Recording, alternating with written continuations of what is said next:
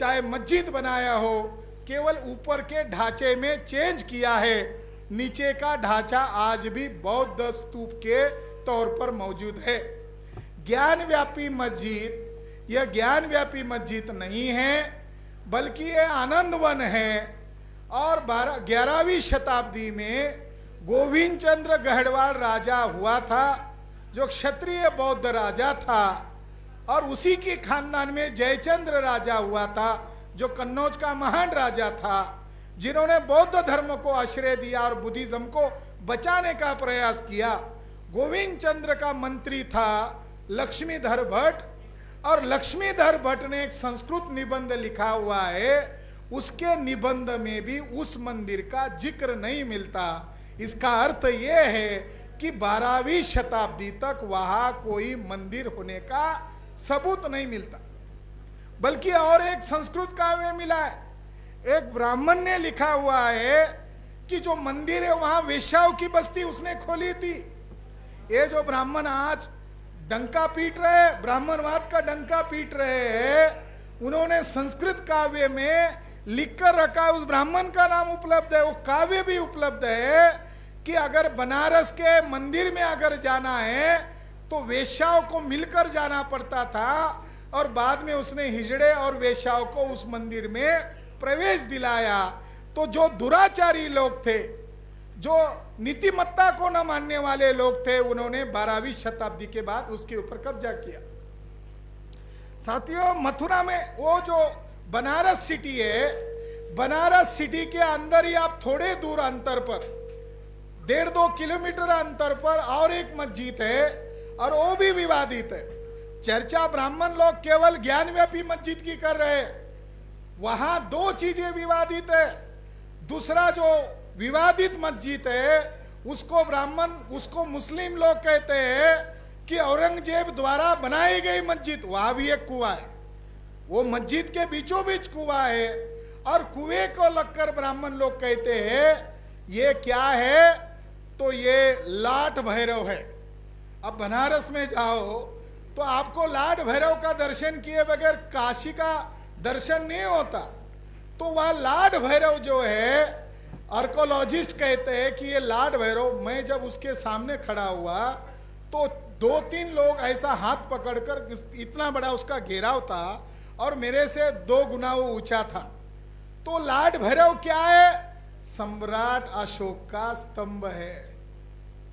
आज उसी वाराणसी में बस 2 किलोमीटर अंतर पर और दूसरी विवादित जगह है, वहां भी पुलिस की छावनी रात दिन बैठी होती है। वहां आधा हिस्सा मस्जिद का है और बीच वाला हिस्सा वो लाट भैरव का है। वो लाट भैरव क्या है? सम्राट अशोक द्वारा निर्मित स्तंभ है। और ये बात मैं नहीं कह रहा हूं, बल्कि आर्कोलॉजिस्ट लोगों ने प्रमाणित किया, ये जो स्तंभ है ये सम्राट अशोक द्वारा निर्मित स्तंभ है। डिबेट किस बात का है? अगर एएसआई खुद मान्य कर रही है कि ये अशोक स्तंभ है, तो अगर उत्खनन करना है, अगर कोई आदेश देना है न्यायपालिका को, तो पुराने जो रिपोर्ट है उस रिपोर्ट को क्यों छुपाया जा रहा है? और न्यायपालिका के द्वारा ये मीडिया में जो खबरें आ रही है कि मंदिर को तोड़कर मस्जिद बनाया गया, इसके लिए शिवलिंग का कार्बन डेटिंग करेंगे। जो काल्पनिक बात है उसका कार्बन डेटिंग कहां से होगा? जो काल्पनिक बात है उसका कार्बन डेटिंग कहां से होगा? इसका अर्थ ये है, काल्पनिक राम को ब्राह्मणों ने सन 2019 में हिस्टोरिकल राम घोषित किया, वही पैदा हुए, मस्जिद के बीचों बीच पैदा हुए। पैदा होने का मतलब है हिस्टोरिकल। राम पैदा हुए, उनके पास कोई पुरातात्विक प्रमाण नहीं था, मगर सुप्रीम कोर्ट के द्वारा मैथोलॉजिकल कैरेक्टर को मस्जिद के अंदर पैदा करके दिखाया। यही उनका हौसला बढ़ने की वजह है। अब वो शिव को हिस्टोरिकल बताना चाहते, अब वो कृष्ण को हिस्टोरिकल बताना चाहते। शिव और कृष्ण कैरेक्टर कहाँ से पैदा हुए? तो दूसरी शताब्दी का जो कनिष्क राजा है उसका कॉइन है, उसके एक कॉइन के हिस्से में बुद्ध खड़ा है, गोल्डन कॉइन है, तो उसने लिखा है बोडो। उसकी जो लैंग्वेज है उसमें लिखा बोडो, बुद्ध का लिखा शब्द है बोडो। उसकी दूसरी साइज में राजा कनिष्क ने अपनी प्रतिमा लगाई है और हाथ में त्रिरत्न लेकर खड़ा है। ब्राह्मण इतिहासकार कहते हैं ये शिव है, क्योंकि इसके हाथ में त्रिशूल है। त्रिशूल जो शब्द है ये त्रिरत्न के लिए है। और कॉइन पर राजा कनिष्क के हाथ में, राजा वासुदेव के हाथ में है। तो बुद्धिस्ट लोगों के आर्कोलॉजी को ब्राह्मण इतिहासकारों ने मिस इंटरप्रिट किया गया। शिव शब्द भी बुद्धिस्ट है। शिव ये बोधिसत्व अवलोकितेश्वर था, उसकी नकल करके शिव बनाया गया। शिव का पाली भाषा में अर्थ है बुद्ध के दोनों नेत्र के बीच में जहां से वो पैदा हुआ, इसको तृतीय नेत्र बोलते हैं। बुद्ध को 3 नेत्र थे, हम लोगों को 2 नेत्र है। बुद्ध का तीसरा नेत्र का पाली भाषा में अर्थ है प्रज्ञा चक्षु। जिसकी प्रज्ञा जागृत होती है वो तीसरा नेत्र वाला होता है। और विवेकानंद की एक शिष्या भारत में आई थी और उसने शिव के ऊपर रिसर्च किया। वो जो उसकी शिष्या थी, एक फॉरेन से आई थी, निवेदिता, सिस्टर निवेदिता ने, एक बड़े इतिहासकार है हवेल, इनको खत लिखा और खत में लिखा कि भारत के ब्राह्मण जिसको शिव कहते हैं उसने डिजाइन बनाए हाथ से और कहा ये स्तूप है। और भारत की प्रजा अज्ञानी होने के कारण ब्राह्मण लोग इनको शिवलिंग या शिव की पिंड कहकर प्रचार में लाते हैं। यदा कदाचित भविष्य में कोई इनमें से लोग आ जाएंगे तब लोगों को बताएंगे ये शिवलिंग नहीं है, ये क्या है, ये बुद्ध स्तूप है। साथियों, बनारस में बुद्धिस्ट अवशेष है, वहां ब्राह्मणों का होने का कोई सवाल नहीं है। इस किताब में उन केवल ज्ञानव्यापी मस्जिद की ढूंढा नहीं गया, बल्कि सैकड़ों मंदिर और मस्जिदों के अंदर बुद्धिस्ट अवशेष है, ये हमने सप्रमाण सिद्ध किया हुआ है। इसीलिए टाइटल ये नहीं रखा ज्ञानव्यापी मस्जिद किसकी और राम कृष्ण जन्मस्थली किसकी, ये टाइटल नहीं रखा, बल्कि बनारस का काशी ये बुद्धिस्ट लोगों का है, ये हमने सप्रमाणित सिद्ध किया है। मथुरा किसकी? 1953 की ही बात है। सर मेजर जनरल कनिंघम उस विवादित स्थान पर गए, तब उसको दरारें आ गई थी, उस मस्जिद को दरारें आ गई थी और वहां उन्होंने नमाज अदा करना बंद कर दिया था। तो उन्होंने वहां बारीकी से अध्ययन किया और 1864 में उन्होंने उस रिपोर्ट में प्रकाशित किया। उस रिपोर्ट में उन्होंने कहा मुझे मथुरा के मस्जिद के नीचे टूटे हुए अभिलेख के अवशेष मिले जो गुप्त राजा के थे और उसके ऊपर उनकी वंशावलियां थी, यानी सबूत मिल गए वो बुद्धिस्ट राजा थे। उन्होंने दूसरी बात उस रिपोर्ट में ये बताई कि वहां मुझे इस मंदिर का डिजाइन का नक्शा मिला। तो उन्होंने उसके ऊपर कमेंट्री किया कि कितना बड़ा होगा ये स्तूप कितना बड़ा होगा, और उस स्तूप का नाम है यश विहार, यानी जो आज विवादित जगह है उस जगह का भी नाम उन्होंने कहा यश विहार है।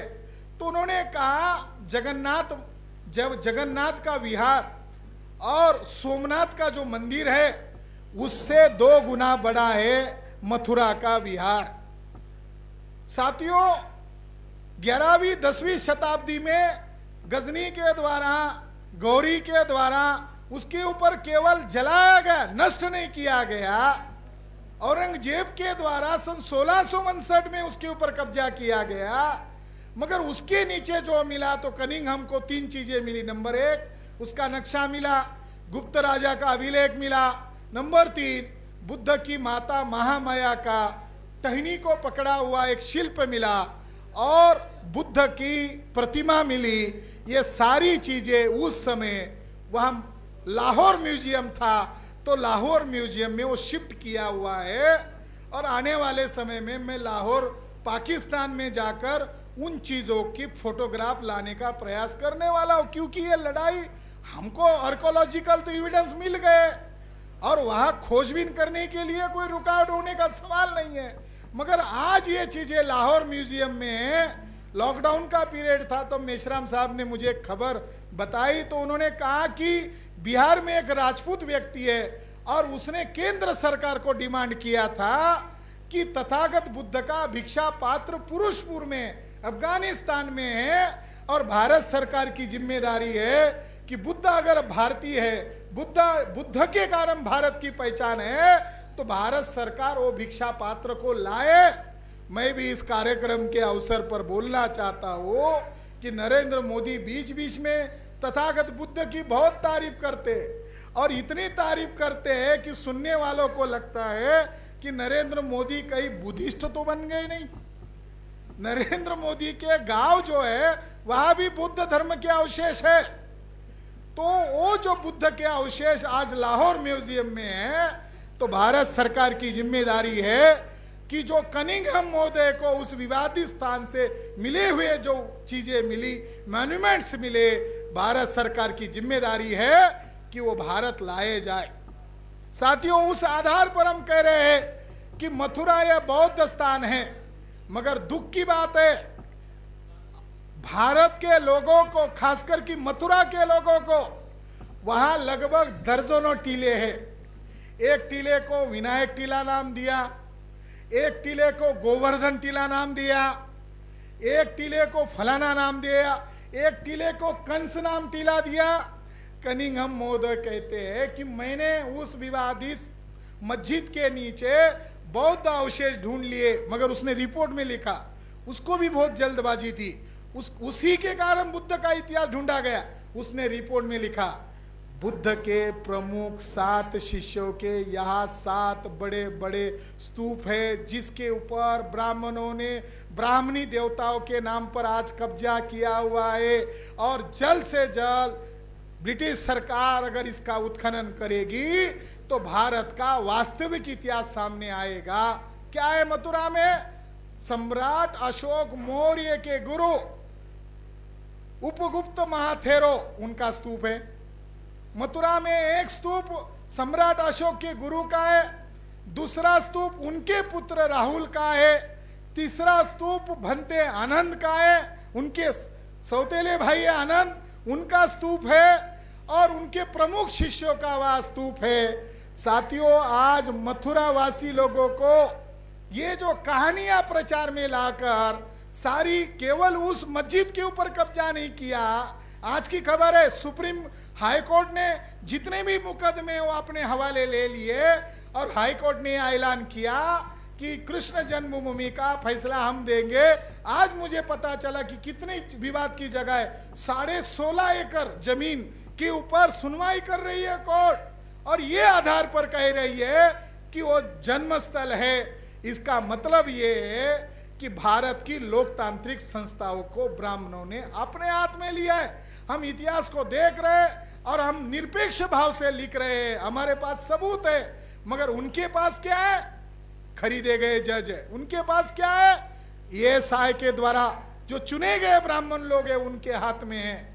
इसलिए मैं इस मौके पर यह कहना चाहता हूं कि मेश्राम साहब ने जो भारत बंद का ऐलान किया है और बनारस पर मोर्चा लेकर जाने का, कलेक्ट्रेट पर जो मोर्चा लेकर जाने का जो मामला है, ये मामला भारत को बचाने का मामला है।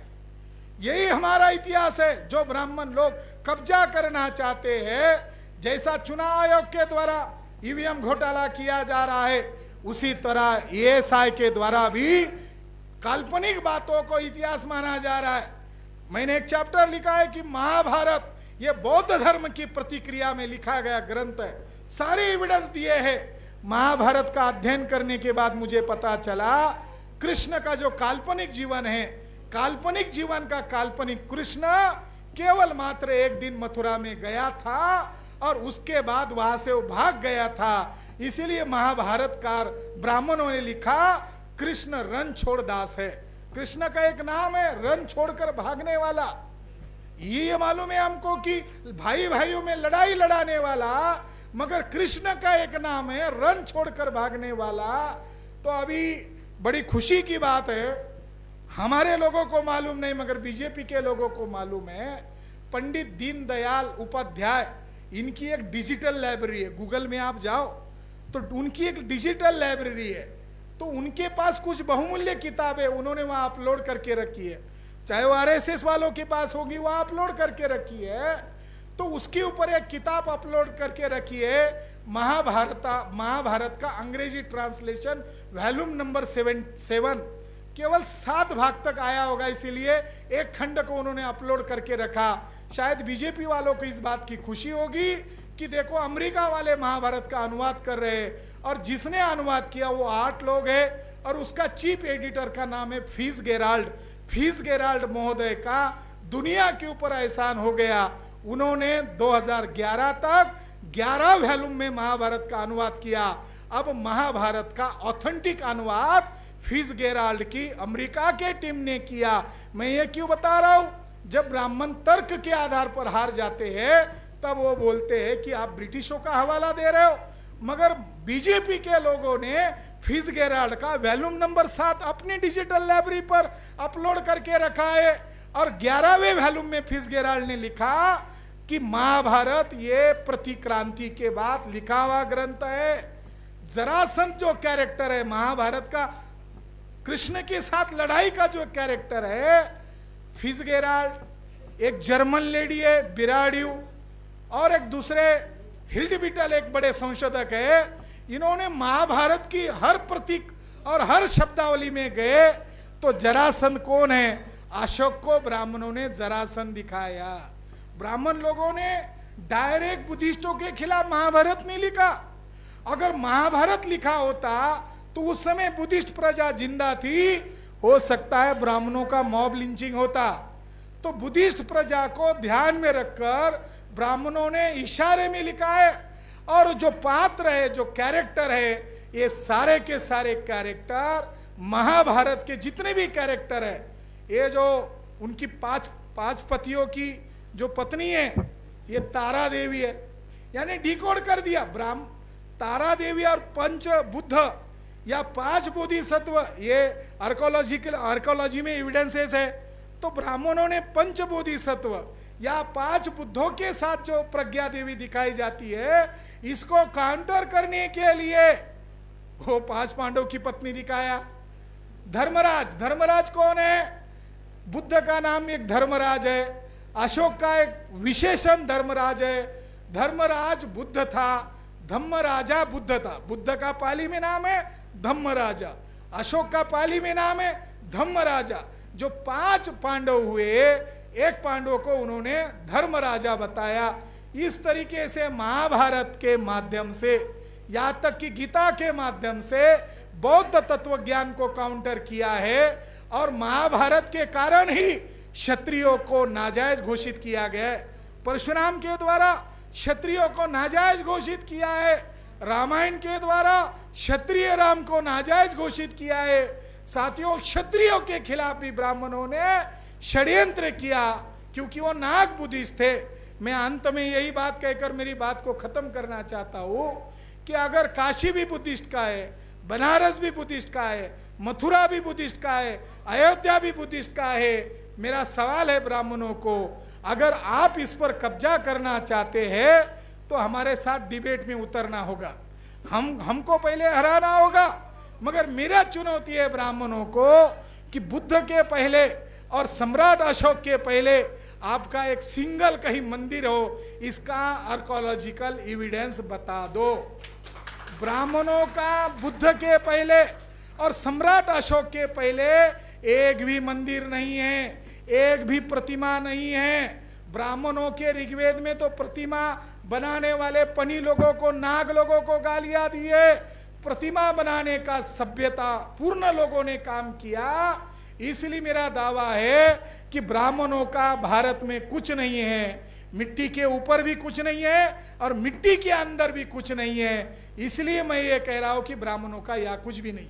आज जो राम मंदिर बन रहा है ये किसकी नकल है? अभी एक शोध संशोधन हमने इसमें प्रस्तुत किया, भारत में जितने प्रसिद्ध मंदिर है ये सारे के सारे स्तूप संरचना की नकल है। आप मंदिर के अंदर प्रवेश करते हो तो उसके अंदर एक गर्भगृह होता है। हर ब्राह्मणों के मंदिर के अंदर गर्भगृह होता है और गर्भगृह के अंदर प्रदक्षिणा पथ होती है। बुद्धिस्ट लोग हर स्तूपा को क्लॉकवाइज चक्कर काटते हैं और ब्राह्मण लोग मंदिर में क्लॉकवाइज चक्कर काटते हैं। भारत का जो धर्म है वो केवल हिंदू धर्म के नाम पर छुपा हुआ है। ब्राह्मणों ने प्रतीकों को चुराया, स्तूपों को चुराया, यहाँ तक कि राम मंदिर ये स्तूप संरचना की नकल करके खड़ा किया जा रहा है। इसलिए ब्राह्मणवाद को नंगा करना जरूरी है। आज ये किताब प्रकाशित हो गया है, इसके एक एक मुद्दे पर आकर मैं लाइव चर्चा करूंगा। धन्यवाद। जय मूल निवासी। बहुत बहुत धन्यवाद मान्यवर प्रोफेसर डॉक्टर विलास खरात साहब, डायरेक्टर डॉक्टर बाबा साहब अम्बेडकर रिसर्च सेंटर, नई दिल्ली। साथियों, एक आवश्यक सूचना यह है कि हमारे अम्बेडकर नगर के एक साथी हैं संदीप अम्बेडकर, आपका एक पीला बैग पॉलीथीन है जो पीछे छूट गया था, उसमें मोबाइल चार्जर और उसमें उनकी डायरी छुटी हुई है। जिन साथियों को ये पीला बैग मिला हो तो संदीप अम्बेडकर को ये उपलब्ध करा दें। साथियों, इस कार्यक्रम की अध्यक्षता करने के लिए हम आमंत्रित करना चाहते हैं मान्यवर वामन मेश्राम साहब, राष्ट्रीय अध्यक्ष भारत मुक्ति मोर्चा, नई दिल्ली। आप आएँ और इस कार्यक्रम की अध्यक्षता करें।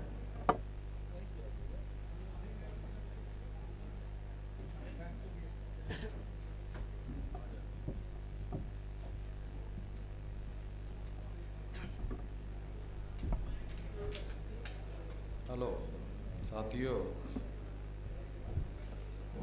काशी मथुरा किसकी, ब्राह्मणों की या मूल निवासी बौद्धों की?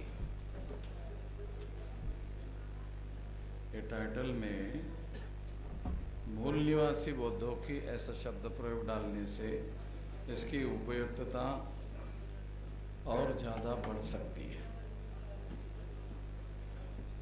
मैं बहुत लंबी बात बोलने वाला नहीं हूँ। डॉक्टर विलास खरात ने हिस्टोरिकली बहुत सारे प्रमाण देकर आपको बहुत सारी बातें बताई। मैं केवल 2-3 बातें आप लोगों को बताना चाहता हूँ। एक महत्वपूर्ण बात ये है कि हमको नए सिरे से इतिहास लिखने का काम करना चाहिए और उसके सेंटर में मौलिक बात ये होनी चाहिए कि जो भारत का मूल इतिहास है और जो मूल महानता है वो नाग लोगों की है और भारत के जो मूल निवासी है वो नाग लोग हैं। ये इतिहास के पुनर्लेखन में ये पहले नंबर की बात होनी चाहिए। अगर इस तरीके से इतिहास लिखने का काम हुआ तो ब्राह्मणों का तमाम खेल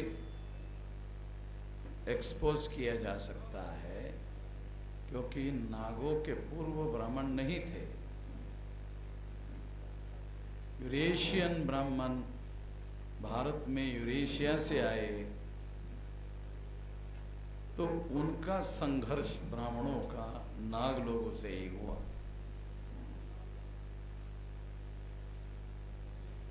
नाग लोगों के द्वारा ही भारत की महानता का विकास हुआ।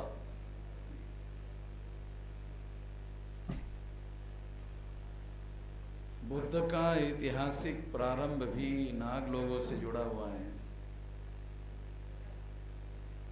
बुद्धिज़्म को जो मूल्यवासी लोगों की महान विरासत है उसको नाग लोगों ने अडॉप्ट किया और नाग लोगों ने ही सारे दुनिया में इसे फैलाया।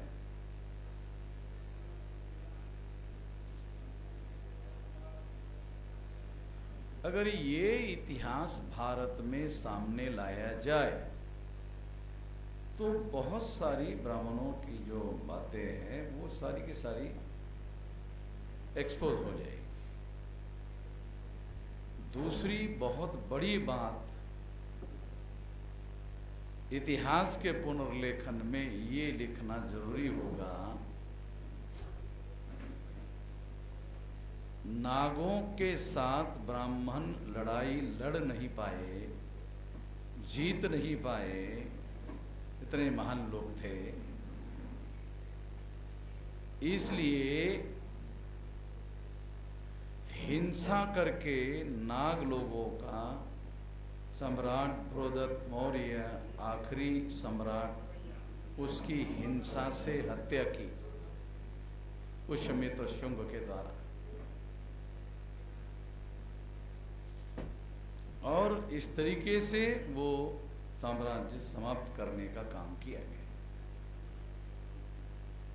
उस 10,000 जाति के जो टुकड़े SC ST OBC के बाहर भी है,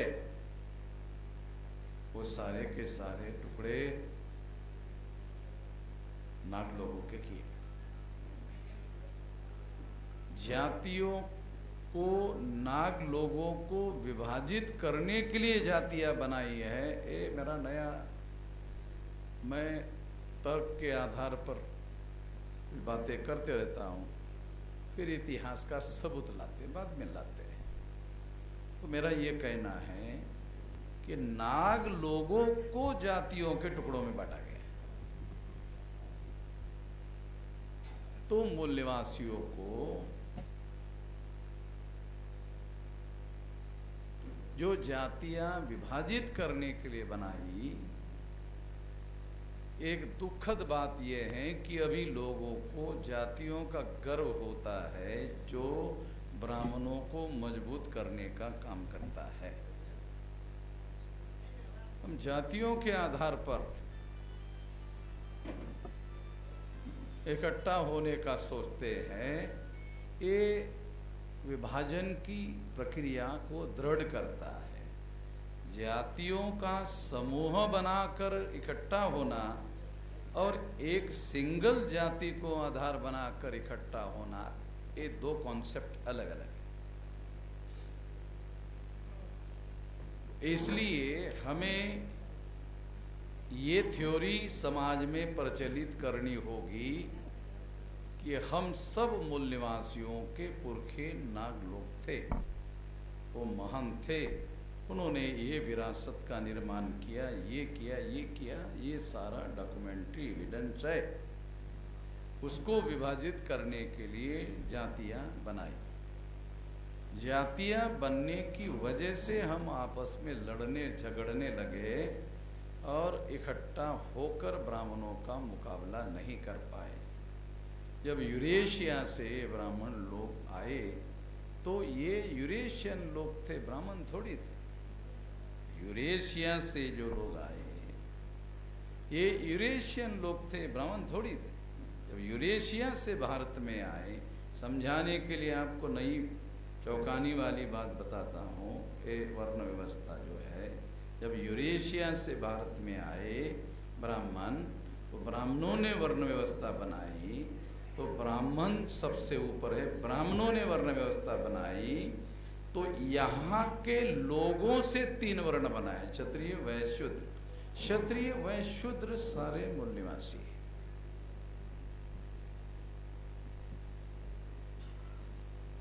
इतिहास का नया पुनर्लेखन लिखना होगा। बिहार प्रदेश के हमारे पिछड़े वर्ग के ओबीसी के कोई यादव प्रदेश का क्या नाम है?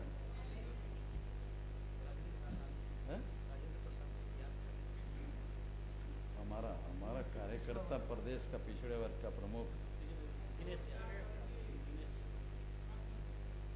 यादव, दिनेश यादव उसका नाम है कि नहीं? ये जो वाराणसी को सटा हुआ इलाका है, उसका इलाके में रहता है बिहार। ओके, खैर, वो वो पिछले कार्यक्रम में मीटिंग में वो आया, उसने मुझे बताया, सब लोगों के सामने बताया, स्टेट के मीटिंग में बताया कि मैं एक क्षत्रिय कहने वाले, क्षत्रिय ओरिजिनल कहने वाले जो लोग हैं उनके पास गए, उनको कहा, इसने कहा कि मैं भी क्षत्रिय हूं। उसने ओरिजिनल जो क्षत्रिय है उसको कहा मैं भी क्षत्रिय हूं, तुम तो हो ही, मैं भी हूं। तो जो ओरिजिनल क्षत्रिय है तो यादव को पूछा तुम कौन से वाले क्षत्रिय हो? क्योंकि ये जो जब शादी व्यादी होती है ना, तुम चाहे किसी भी बिरादरी का हो, तो बिरादरी में बिराड़ी दो, तुम वो उसमें कौन, उसमें और कौन, निचले वाले हो कि ऊपर वाले हो? शादी ब्याह में ये गारंटी से पूछा जाता, बाकी खाने पीने में नहीं पूछते, शादी ब्याह में जरूर पूछा जाता है। तो उसने उसको कहा कि मैं भी क्षत्रिय हूं। तो वो क्षत्रिय ने ओरिजिनल, उसने पूछा उसको, यादव तुम कौन से वाले क्षत्रिय हो? यादव ने कहा मैं नाग वाला क्षत्रिय हूं। यादव ने उस क्षत्रिय को कहा ओरिजिनल मैं नाग वाला क्षत्रिय हूं। हाँ, यादव अहिर ने कहा, अहिर में अहि शब्द का अर्थ है नाग। अहिर शब्द में अहि शब्द का अर्थ है नाग। तो उसने ओरिजिनल क्षत्रिय कहने वाला जो है, उसने पूछा तुम कौन से वाले क्षत्रिय हो? तो यादव ने कहा मैं नाग वाला क्षत्रिय हूं, मैं नाग वाला क्षत्रिय हूं। तो जो ओरिजिनल क्षत्रिय है उसने कहा मैं भी नाग वाला ही हूं।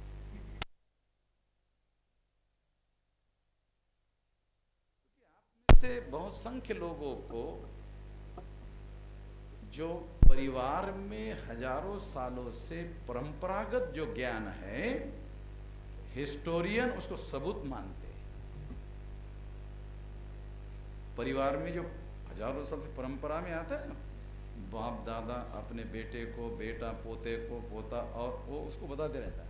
मरने के पहले वो जो कुछ बताया है वो इम्पोर्टेंट बात उसको बता के जाता है। ऐसा हिस्टोरिकल भारत में परंपरा है, तो वो परंपरागत ज्ञान माना जाता है। हिस्टोरियन लोगों ने भारत में उसको हिस्टोरिकल सबूत के तौर पर मान्यता दी है। तो ये जो यादव ने ओरिजिनल क्षत्रिय को पूछा तो उसने कहा कि मैं नाग वाला क्षत्रिय हूं। तो ओरिजिनल क्षत्रिय ने कहा कि मैं भी नाग वाला ही क्षत्रिय। तो मैं आपको ये बताना चाहता हूं कि एक सबूत के तब पर आपको बता रहा हूं कि ब्राह्मण जो यूरेशियन विदेश से आया था, उसने क्षत्रिय, वैश्य और शूद्र, ये तीन वर्ण यहाँ की जो प्रजा थी, उन प्रजा के आधार पर वर्ण व्यवस्था में तीन वर्ण मूल निवासियों के बनाए और सबसे ऊपर में ब्राह्मण ने अपने को रखा। इतिहास का पुनर्लेखन किया जाना चाहिए। वो होगा कि नहीं होगा बात की बात है, मैं कर दे रहा हूं। समझ नहीं रहा, कोई लिखेगा कि नहीं लिखेगा वो एक अलग बात है। मैं ही लिख रहा हूं, ये रिकॉर्ड में मैं ये ला रहा हूं, ये ऐसा है। और इस तरह से हम लोगों को अपना आचरण, अपनी व्यूह रचना, अपनी रण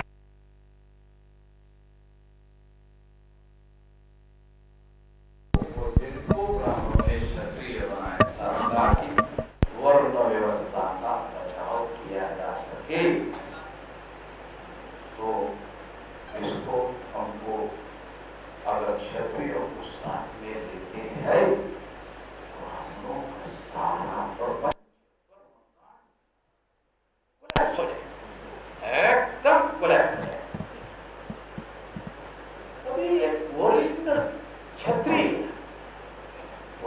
क्षत्रिय हमारे संपर्क में आया,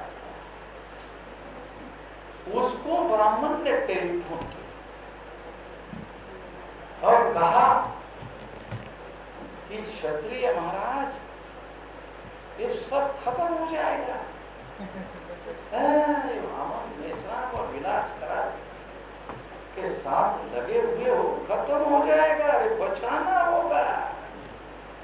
ब्राह्मण क्षत्रिय को कह रहा, अरे ब्राह्मण अकेले नहीं बचा पाए, क्षत्रिय अगर चला अरे कोलैप्स हो जाए, वो खुद ही कह रहा है खत्म हो जाएगा क्षत्रिय महाराज, वो बोल रहा है खत्म हो जाएगा, बचाना होगा। ये जो क्षत्रिय था ये हमारे संपर्क में आने से थोड़ा होशियार हो गया।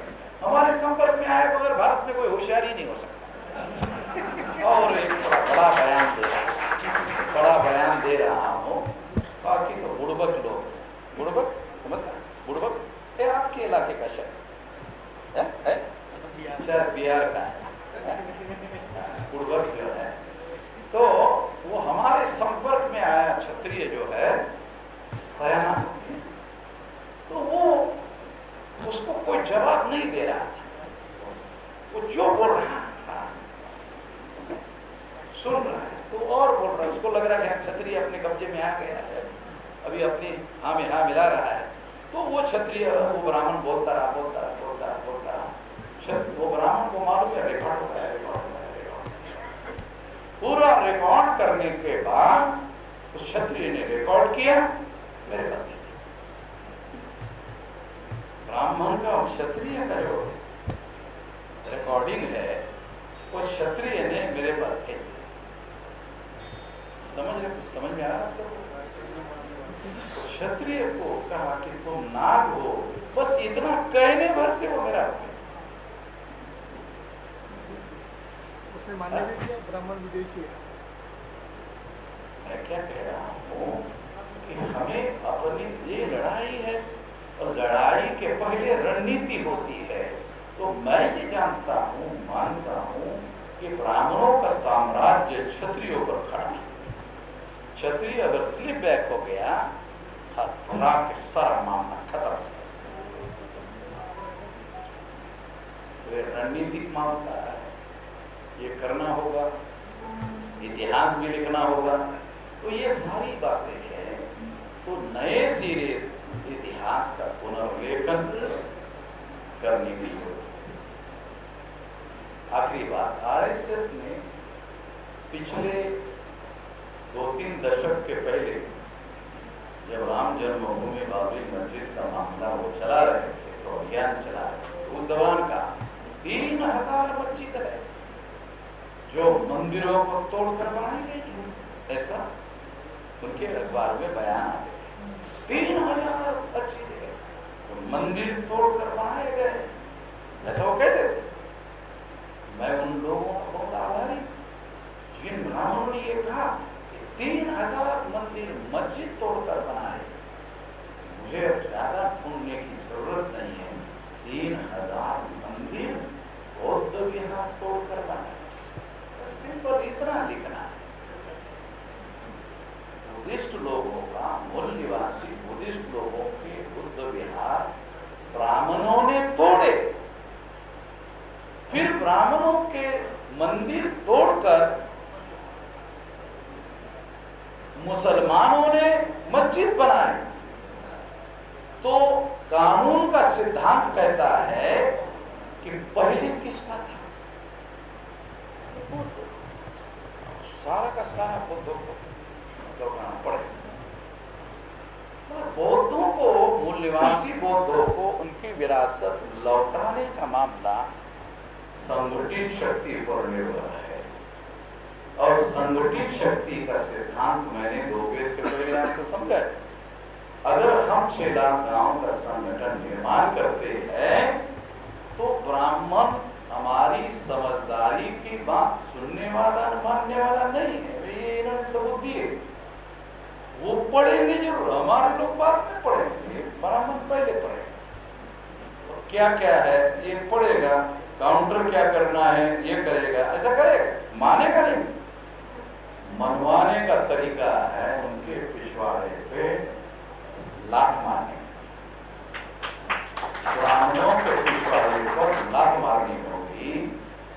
10 लात मारने के बाद एक गिनना हुआ, 1 लात हो गया, 10 लात मारने।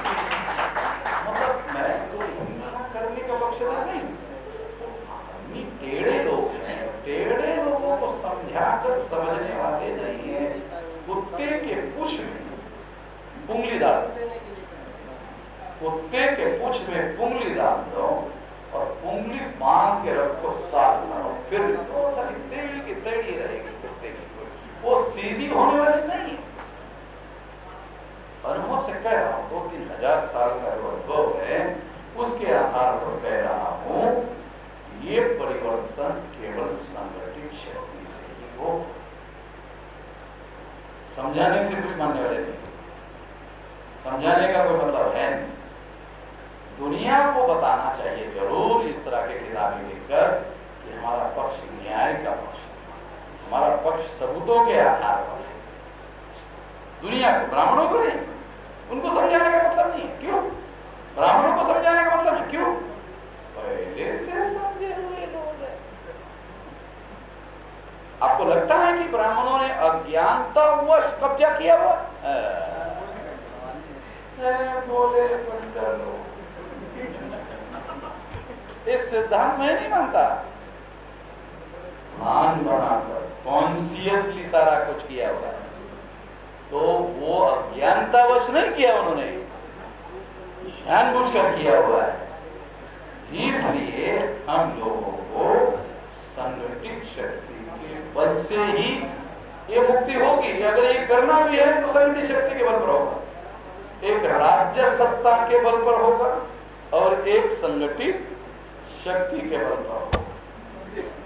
ब्राह्मण अल्पसंख्याक लोग हैं और वो संगठित शक्ति के बल पर उनको हम इस देश में न्याय प्रस्तावित कर सकते हैं। न्याय करना नहीं है, न्याय प्रस्तावित करना है। न्याय करना और न्याय प्रस्तावित करना दो अलग बातें हैं। प्रस्तावित करने के लिए शक्ति चाहिए, न्याय कहने के लिए योग्यता चाहिए। केवल योग्यता से काम नहीं चलेगा, संगठित शक्ति से ये परिवर्तन करना होगा। ये आप लोग गाढ़ मान लो। तो इतिहास का केवल पुनर्लेखन करना जरूरी नहीं है, तो इतिहास बदलना भी जरूरी है। मगर इतिहास लिखने का फायदा ये है, पुनर्लेखन का फायदा ये है कि ब्राह्मणों ने हमारे लोगों के दिमाग झूठ मूठ का प्रचार करके जो दिमाग पर कब्जा किया है, उसको हटाना पड़ेगा और लिटरेचर काम करेगा।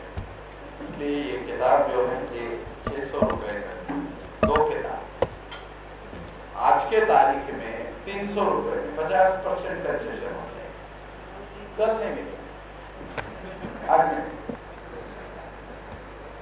कल 600 का 600 में, आज 600 का 300 में।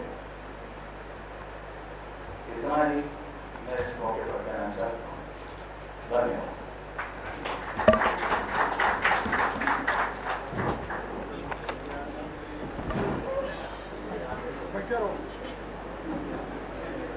साथियों,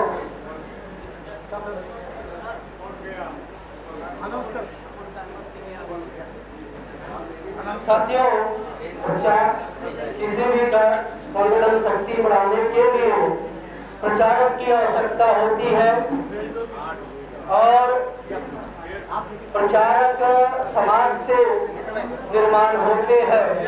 तो प्रचारक के तौर पर साथियों, हमारे बीच में हमारे एक साथी है नितिन कुमार धीरज जी। आप अपना पूरी जिंदगी का समय संगठन के लिए